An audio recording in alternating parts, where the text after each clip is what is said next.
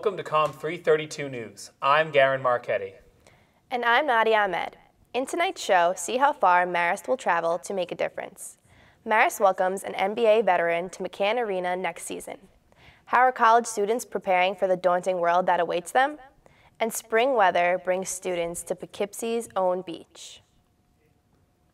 Want to see the world? A group of Marist seniors took a trip to France for the school project of a lifetime. The success of the Marist poll during the 2012 presidential race has led to an increased partnership with a major network. Invasive species are becoming a growing problem in the Hudson River. And professional athletes are well paid, but how do people feel about college athletes getting paid too?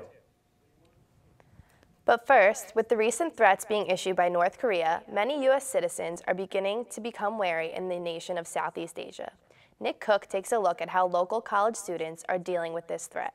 Tensions are rising on the Korean peninsula as North Korea announced recently that it had powerful striking means on standby for a launch. This comes as part of a string of warlike rhetoric released from the country. The U.S., Japan, and South Korea all remain on missile alert as talk of nuclear war increases.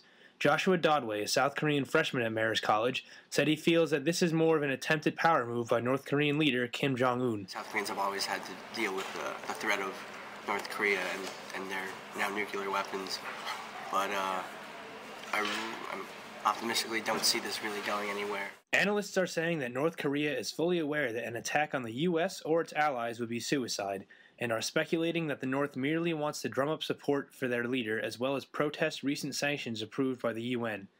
Marist College professor of history Stephen Reifler is not swayed by North Korea's threats. I don't think there's any credibility in their ability to actually build a nuclear device small enough to put into a warhead, and then that they even have a missile they can get to the United States.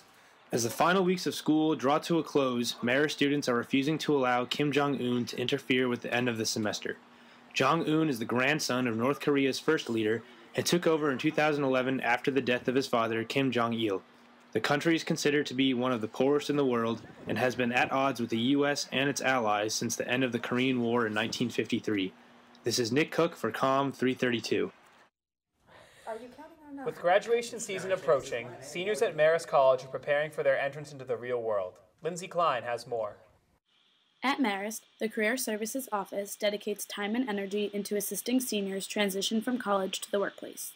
Stephen Cole, the Executive Director for Career Services, encourages seniors to be open-minded. You're only going to be 21 or 22 on a threshold with no place to go but forward just once in your life, and this is the place. So let's make that first step, your leap of faith, and make it something you really want to do. Career Services offers various tools for students to utilize when trying to find employment.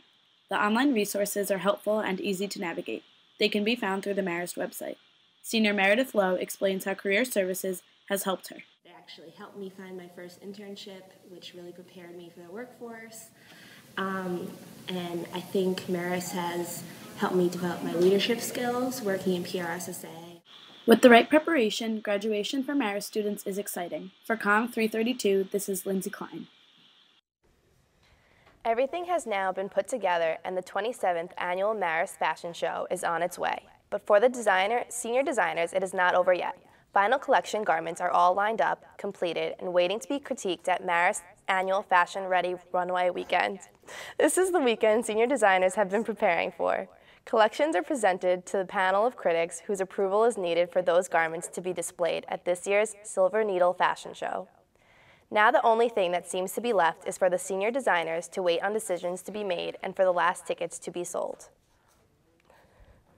3 students from Marist College recently got a unique opportunity to travel abroad for their senior project.